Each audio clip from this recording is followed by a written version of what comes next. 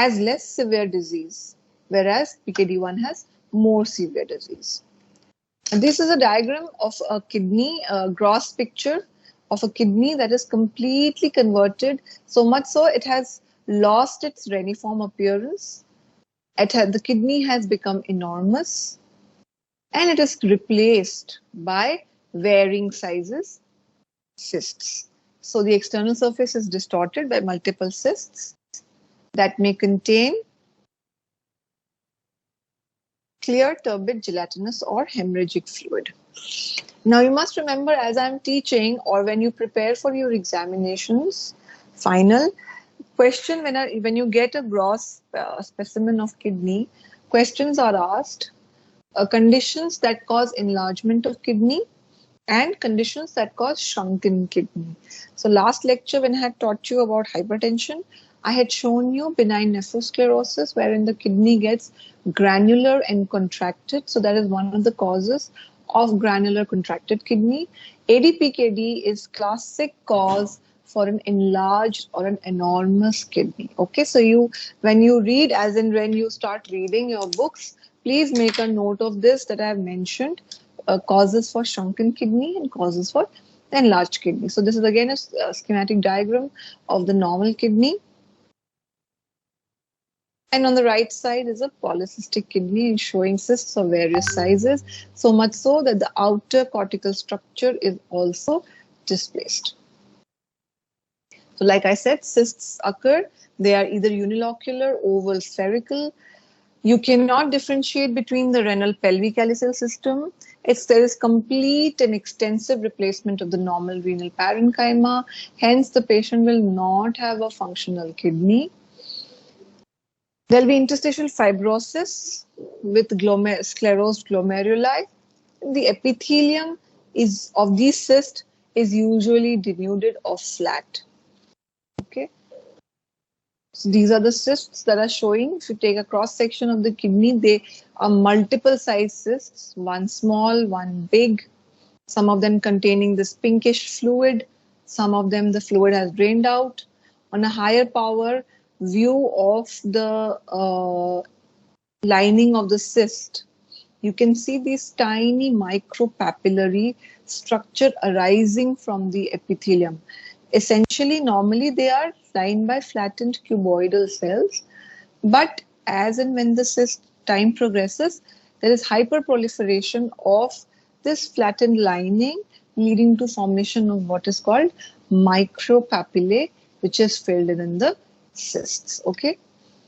Now comes on to the recessive polycystic kidney. Now, like sir said, for children, there's the first foremost cause for presenting with an abdominal mass or a renal mass, and can be detected ultrasonographically, antenatally, or neonatally. And since it is autosomal recessive, 1 out of 4 siblings will develop this.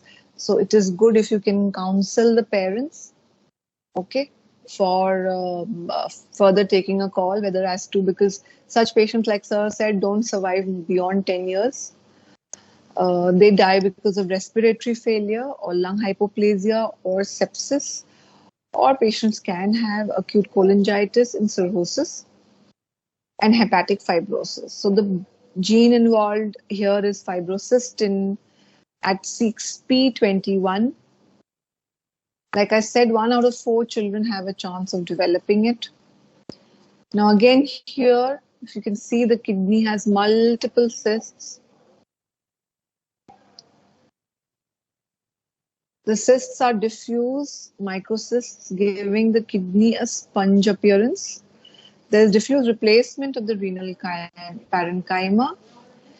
Where are the cysts usually placed? They are placed at the collecting duct area, and typically they extend up till the cortex, so much so that you cannot tell the difference between a corticomedullary junction. And see, these are the diagrams which are showing that multiple cysts are formed, which are atypical. And when you see the renal parenchyma, there is nothing normal, no normal structure left in either of the pictures. There are no tubules, no collecting ducts, no glomeruli. So such kidneys don't function, they become non-functional, and patients die of azotemia and uremia. This is one of the associated conditions with ARPKD, like Sir said, hepatic fibrosis and liver cirrhosis in neonatal ARPKD. So again another picture of multiple cysts. You can see, you cannot appreciate, there are only cysts and there are sorry, not in the kidney, in the liver. You can only appreciate the cysts. There is no hepatic sinusoids or portal tract or the hepatocytes present in this. This completely replaced. This is a diagram which is showing comparison between both adult polycystic kidney disease and ADPKD and ARPKD, both dominant and recessive. Both are quite similar because both will have cysts. It's just that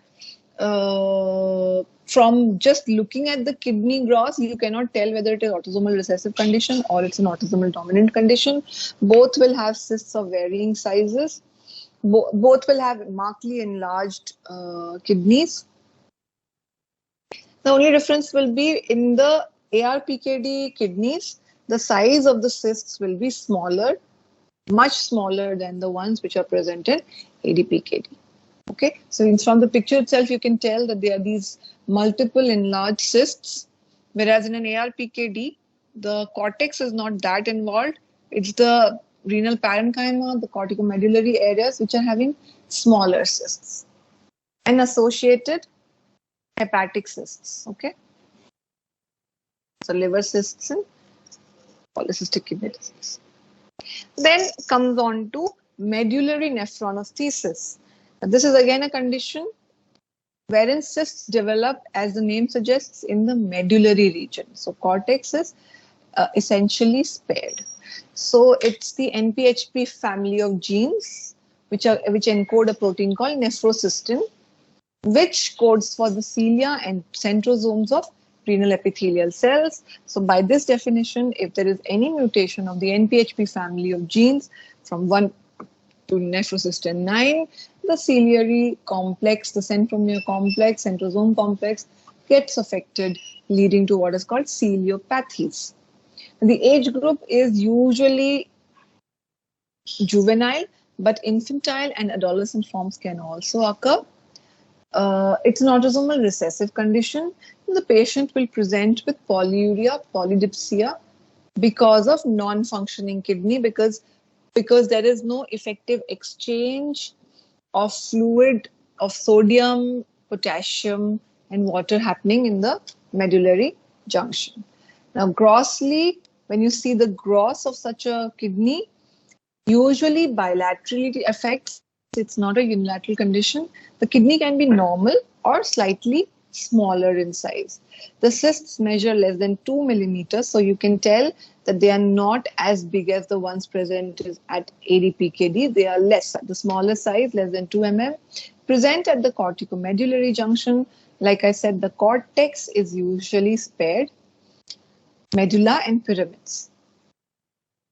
So the cysts, they are derived from the distal collecting tubule or the collecting duct and are lined by flattened cuboidal to squamous epithelium.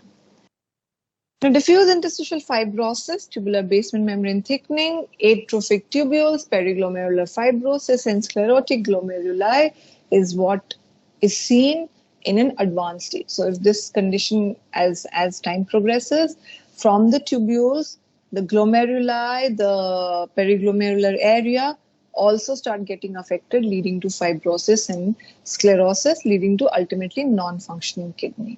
So this is a diagram.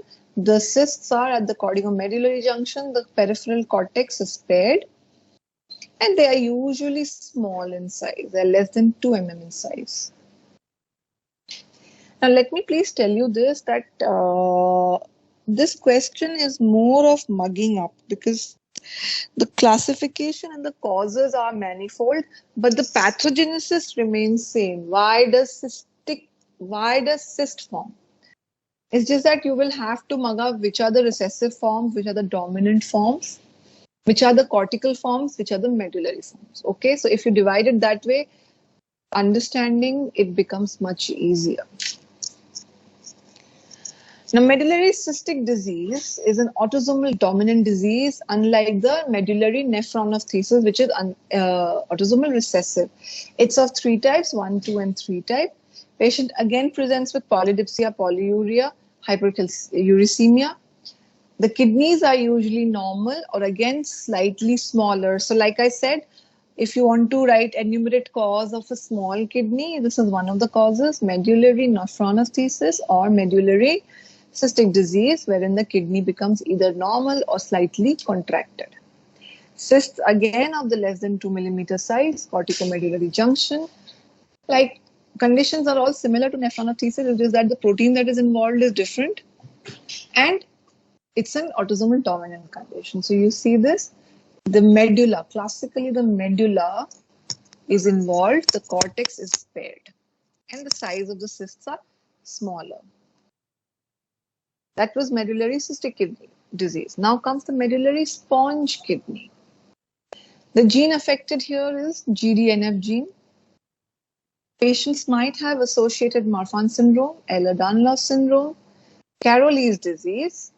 Patients present sporadically, could be asymptomatic, or are usually detected incidentally because the entire kidney parenchyma doesn't become affected. There are some functioning glomerular units or nephrons still present, so patients are asymptomatic. Clinical complaints, the patient comes with recurrent urolithiasis, pyelonephritis, septicemia. When you see the kidneys are usually enlarged, so this comes into the enlarged cause. The cysts are less than 5 mm, localized to the medullary pyramid. Like I said, the name itself suggests that all of them are in the medullary area. At the papillary tips, like I showed you the diagram of the normal kidney where the papillae are. The cysts are usually derived from the collecting ducts, and they are lined by urothelial, columnar, or squamous epithelium. Then comes the condition which is important, which is the second most common condition seen in infants, which Dr. Roy Chaudhary also mentioned, is multicystic renal dysplasia. When the ureteric bud does not go and hit the metanephric bed, is when dysplastic kidney develops. So there is a problem at the developmental part or the embryology of the kidney that the patient is developing a multicystic renal dysplasia. So it is basically there is abnormal renal organization. So instead of when there's abnormal renal organization, what is happening is if the embryology is not going according to it, कि भाई ureteric bud से kidney nephron का unit बनना था, anything else also can come in. So in the kidney, you can actually find muscle tissue also because of disorganized renal parenchyma. As such, normally you're not supposed to find muscle or cartilage or bone tissue, but you can get such things in a multicystic renal dysplastic kidney. That's why it is called dysplastic. Patients will present with ureteral atresia, abnormal urinary tract abnormalities. Kidney is absolutely non-functional, presents right at birth. When you see the kidney grossly, they are small, abnormally shaped, has multiple communicating cysts. When you see the cyst, you see a cross section, you make a slide and you do an H&E stain, you will see there's disorganized kidney tissue. There could be cartilage present, renal blastemal elements. So this is a small kidney, very small kidney with hardly any renal tissue identified. You cannot even tell that it's a kidney anymore. The entire kidney has become a cystic thing. And when you see a cross section, you can see disorganized architecture. There are blood vessels. There's this cartilage present here, dilated tubules. Again, a higher power view of the same previous picture. You can see multiple cysts. Then this is a cartilage tissue, disorganized vasculature. So the entire kidney cannot function normally. Okay, so you have these, no glomerulus, no collecting duct seen, and it's termed as a non-functional kidney. usually is unilateral. The moment it becomes bilateral, it becomes non-compliant with lice. Then comes something called simple cortical cysts. So these are only simple cysts. This is the only condition where you get exclusive cortex cyst. It's a common finding in autopsy of older men. Normally, patients are so asymptomatic, they don't even come to the doctor. It's an incidental finding. The cysts are filled with clear yellow fluid. Okay. And they usually arise from the collecting duct. So this on the left shows normal renal parenchyma. You have glomeruli, you have tubule. There is this one cyst, two cysts actually present at the cortical surface. And such people don't have usually any much problems. Last is acquired cystic disease, which is associated with patients on long-term hemodialysis. The cysts are usually large. They are multiple. And as the time progresses for dialysis, the number of cysts increase. More than 50% of patients develop cysts within 5 to 10 years of dialysis. The important part here is there is a risk of developing renal cell carcinoma in such patients. Kidney is normal or slightly small in size, and the epithelium might have micropapillary projections. So this is a large cyst, more than 5 millimeter in size, can have these micropapillary projections. On the right side, you can see these projections may turn into a papillary renal cell carcinoma. Okay. This is a chart from Robbins which summarizes whatever you have read about a summary of renal cystic disease with a diagrammatic representation. Quickly, we'll go through. You have adult cystic polycystic kidney disease, autosomal dominant. Kidney is large, has multiple cysts, can have liver cysts, berry aneurysms, chronic renal failure at 40 years of age. So this is the diagram. Then comes childhood polycystic disease or ARPKD. Again, kidneys enlarged, cystic at birth, associated with hepatic fibrosis. Death occurs in infancy or childhood, and you can see the cysts are smaller than the ADPKD. Then comes medullary sponge kidney, no pattern of inheritance seen. Cysts are present in the medulla. The diagram is showing itself. Patients present with hematuria, UTI. Condition is benign, no problem. The patient survives. Then comes familial juvenile nephronophthisis, autosomal recessive condition. Again, medullary cysts or corticomedullary cysts. Shrunken kidney. Patients present with polyuria, polydipsia. Progressive renal failure starts early. Then comes multicystic renal dysplasia. I just told you that there is irregular kidneys with cysts of variable size. Association with other renal abnormalities can be seen. If it is unilateral, fine, no problem, curable by surgical removal. But if it is bilateral, it is incompatible. Acquired ones, I told you, are associated with dialysis. No pattern of cysts present in acquired renal diseases. The cyst can occur anywhere.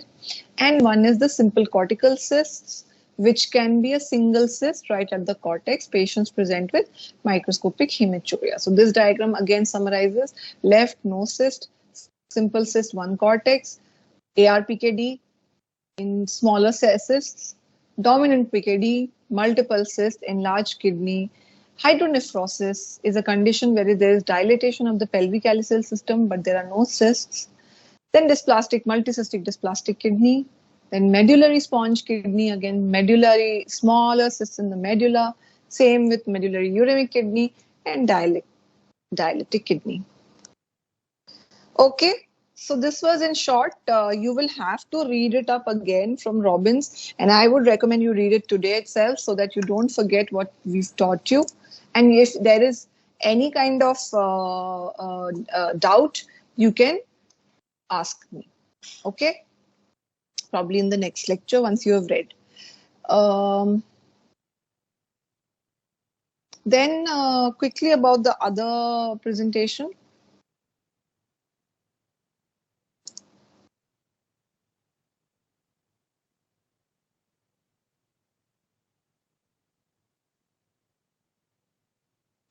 Is about thrombotic microangiopathies of kidney. Now, by the name itself, it suggests that there will be thrombus formation in the microvasculature, like capillaries, veins.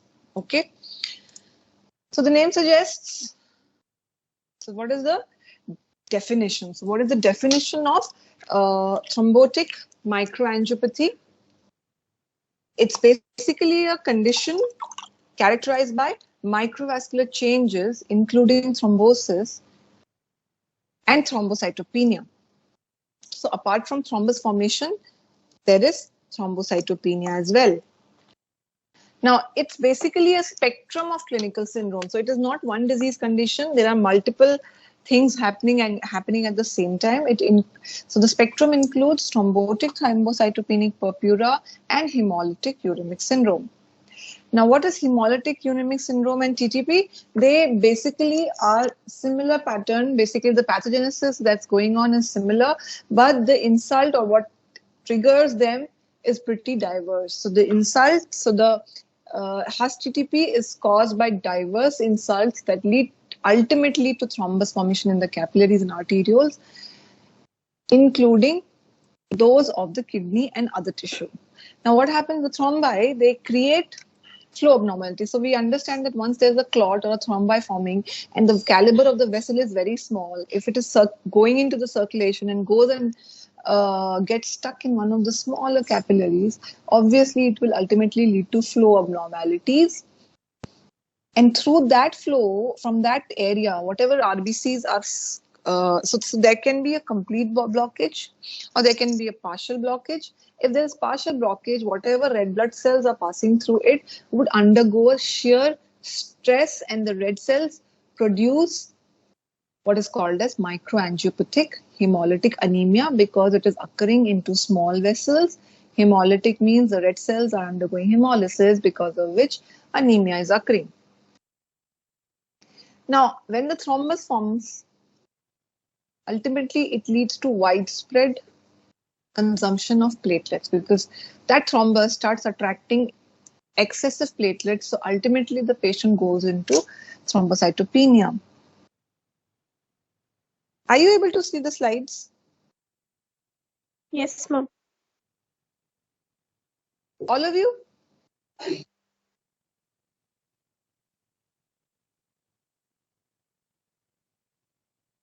Yes, no? Yes, ma'am. 1 second. I am unable to. I'll just reload the.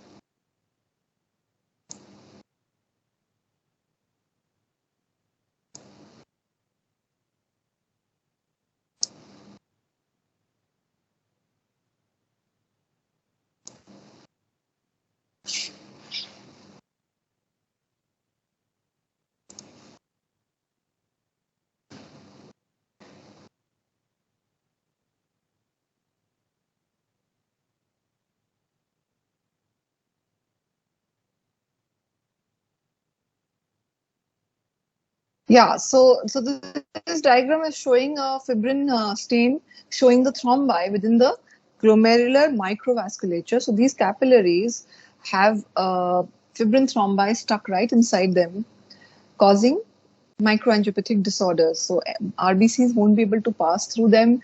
There'll be necrosis occurring, fibrinoid kind of necrosis occurring. So, so what is the etiology classification of major forms of primary thrombotic macroangiopathy? There are essentially three forms. One is the one associated with Shiga toxin mediated HUS or HUS. There's something called atypical HUS, which is not because of a toxin, it's because of complement mediation. And then comes the thrombotic thrombocytopenic purpura, the TTP type.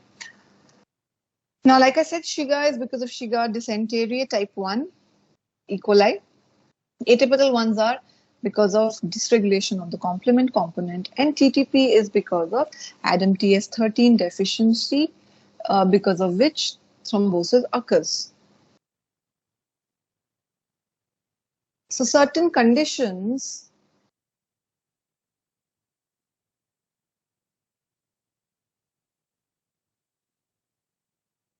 cause Hus TTP conditions. So is the slide moving further? No, is it moving? Yes, ma'am. Yeah. So there are conditions that cause TTP other than the Shiga toxin. So there can be infections like influenza, salmonella, certain drugs, autoimmune condition, pregnancy, HELLP syndrome, glomerulopathies, malignant hypertension, malignancy, solid organ transplantations, scleroderma, radiation nephropathy, and bone marrow transplantation. These cause the thrombotic episode. So basically, these conditions that are enumerated, patients in such conditions have a higher chance of developing a thrombotic episode. Okay, so typical Hus is basically more frequently associated with consumption of food that is contaminated with Shiga toxin, and this you will be reading more in microbiology. I won't describe further. Whereas atypical Hus, which is also known as non-epidemic diarrhea negative or Shiga negative Hus, is because of inherited mutations of certain autoantibody or presence of certain autoantibodies that target our complement proteins. Now, normally complement proteins are supposed to be there to keep a check on anything which is abnormal going on. But if there is some kind of autoantibodies that don't allow our complement system to keep a check, that's when an atypical Hus like a kind of a system develops. And in TTP, please mind you, short note on TTP comes, or MCQ can come, which is the protein that is involved in TTP. It is basically deficiency of ADAMTS13. This is basically a metalloproteinase that regulates the von Willebrand factor. So von Willebrand factor is a multimeric unit. For it to be active, it needs to be broken down into smaller forms. Okay, but when this breaking down is done by ADAMTS13. तो अगर ADAMTS13 की deficiency होती है तो von Willebrand factor जो है उसको छोटे छोटे segments में या multimers में breakage नहीं हो पाती है, and it still remains as a big unit. Okay, so I'll show this to you in a diagrammatic form. Now, on the left side, can you see the diagram? फटाफट से बताओ, yes, no? Yes, ma'am. Yeah. So the left side shows normal subject, that एक normal individual में ADAMTS13 is acting like a scissor. It cleaves the unusually large multimer of a von Willebrand factor into these smaller units. Whereas a patient with a TTP will not have this protein, ADAMTS13 protein, so it cannot cleave. So this is that big multimer coming out from a vagal pallidary body in the platelets, and to which there is adhesion of an aggregation of platelet. तो आप imagine कर सकते हैं कि जैसा जैसे ये मल्टीमर move करता जाएगा ब्लड के थ्रू, अपने ऊपर अटैच करता जाएगा ऑफ फिब्रिन, प्लेटलेट प्रोडक्ट्स कर करके वो इतना बड़ा बन जाता है that it becomes a thrombotic structure or a thrombus. That जब तक ये thrombus large caliber vessel से जा रहा है, that's all right, no problem. But the moment it gets stuck into smaller caliber vessels like arterioles and capillaries is when problem starts. Okay, so the pathogenesis is that thrombotic microangiopathy में two pathogenic factors dominate. One is the endothelial injury and two is excessive platelet activation aggregation. अब मैंने platelet activation और aggregation का part तो आपको बता दिया कि von Willebrand factor में क्या क्या चिपकता है. So, हाँ, but endothelial injury कैसे होती है ये हम देखेंगे कि एक typical Hus के patient में जब Shiga like toxin आपने consume करा है E. coli, वो endothelial toxicity करता है. कैसे करता है? तो ये है आपका एक endothelial cell wherein you've consumed a Shiga toxin. That Shiga toxin, what it does is it activates the complement pathway. So ultimately, the C3A, 5A, they combine together to form a membrane attack complex that MAC comes and injures the endothelium, brings in polymorph. The polymorph, chapter 3 tells you that the polymorph has halide system and toxic system which can kill the endothelial cell by free radical mediated injury. So ultimately what happens is cell death, ultimately leading to breach of the endothelial barrier, leading to extravasation of whatever products are there in the blood vessel. So There's also evidence that there is reduced production of prostaglandin and nitric oxide, which are both inhibitors of platelet aggregation in such patients, that ultimately leads to contributes to thrombosis. So it's a multifactorial thing. Okay, so reduction of these two factors and increased production of endothelium may lead to vasoconstriction, ultimately leading to hypoperfusion. तो अगर आपको पता है कि कहीं किसी smaller tissue में, glomeruli में, किसी बेड में जाके थ्रोम्बस फॉर्मेशन हो गई है, तो beyond that point there will be no blood flow, so ultimately there will be hypoperfusion of tissue leading to ischemic necrosis. Okay, so platelet aggregation, I told you how is it done in this thing. This is how this pura von Willebrand factor multimer will form, and as and when it is moving in the circulation, it will cause hypoperfusion. So following a bout of viral fever or influenza or sore throat or diarrhea, if there is sudden onset of bleeding, especially hematemesis or melena, along with severe oliguria, hematuria, thrombocytopenia, one should suspect a microangiopathic hemolytic anemia going on inside the body. And in some patients, also there is neurological symptoms. Some patients of typical HUS can present with renal failure, and patients are managed properly with dialysis, and usually in a matter of weeks the normal renal function recovers. ऐसा नहीं है कि अगर hypoperfusion हो गया तो पूरा kidney non functioning हो गया, ऐसा नहीं होता. You do a dialysis or you do a plasma exchange for those patients who have autoantibodies. उसमें आप plasma exchange करो, body से autoantibodies निकाल दो, kidney normally function करना शुरू हो जाती है. ठीक है. Now comes atypical. So I've talked about TTP, I've talked about typical HUS. Typical HUS is because of sugar. Then comes atypical HUS. Now atypical HUS, I told you, is because of abnormal complement activation. So most of the patients have inherited deficiency of complement factor H. This factor breaks down the alternate complement pathway C3 convertase and protects normally the cells from damage by uncontrolled complement activation. तो अगर आपकी body में factor H नहीं है, so there will be uncontrolled proliferation of C3. Okay. A number of patients have mutations. Apart from factor H mutations, they have mutations in the factor I and CD46, and autoantibodies develop against complement regulatory proteins. Now, some of the patients also have antiphospholipid antibody syndrome, like in SLE. Such conditions, atypical HUS, can also develop postpartum for a pregnant female or during pregnancy. Okay. Some part patients also can have these atypical HUS-like symptoms when they are presenting with malignant hypertension, which I told you what malignant hypertension is. Sometimes chemotherapeutic drugs, irradiation, and immunosuppressive drugs also can lead to atypical HUS.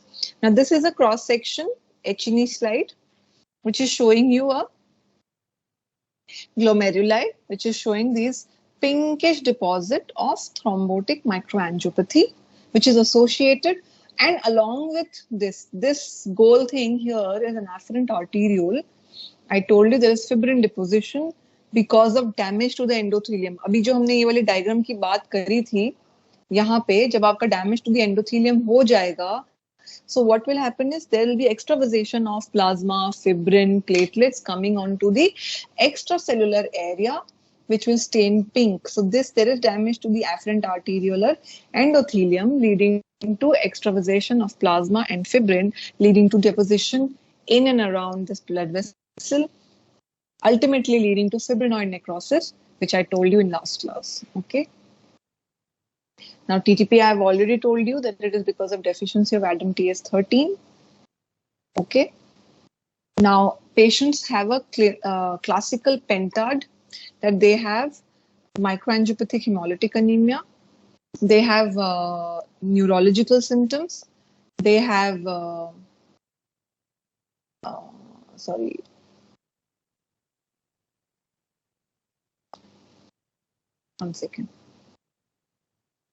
thrombocytopenia, fever,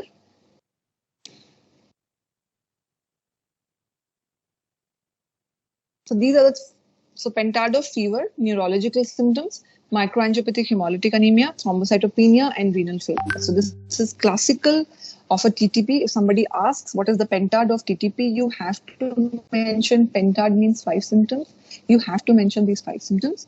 The most common cause I told you is ADAMTS13. For reasons unknown, in TTP, central nervous system gets involved.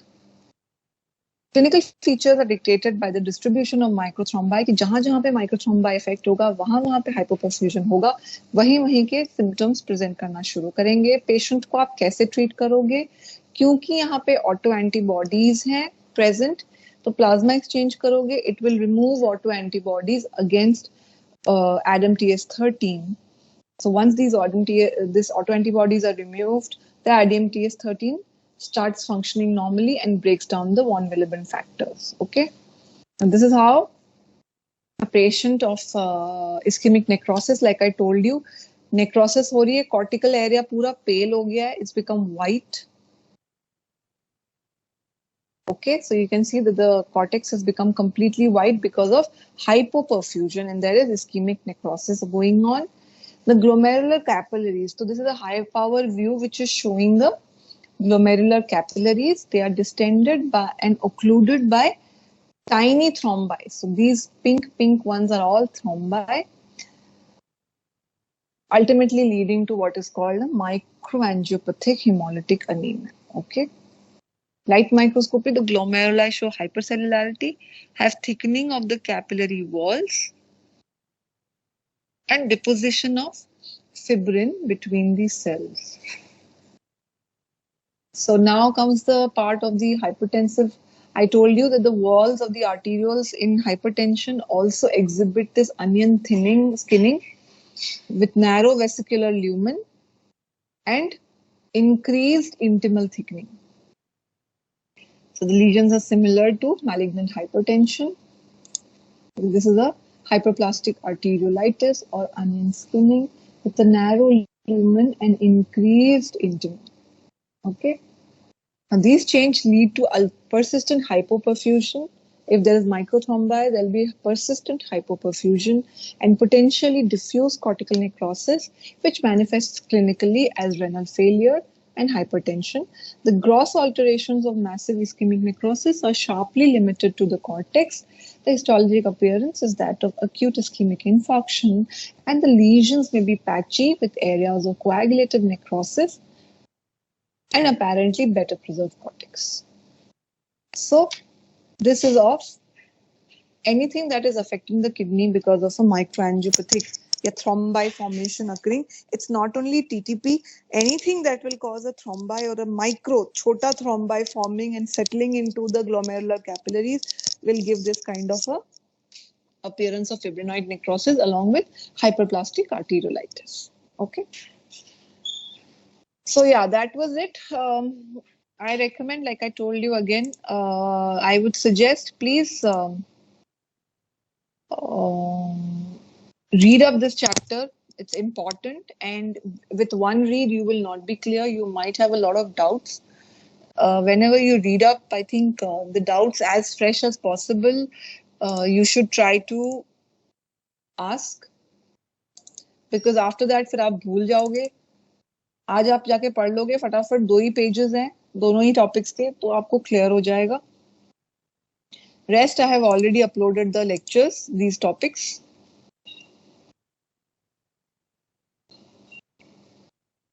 Attendance has been taken.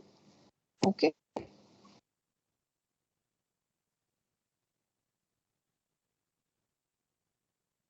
All right. Thank you, ma'am. Okay.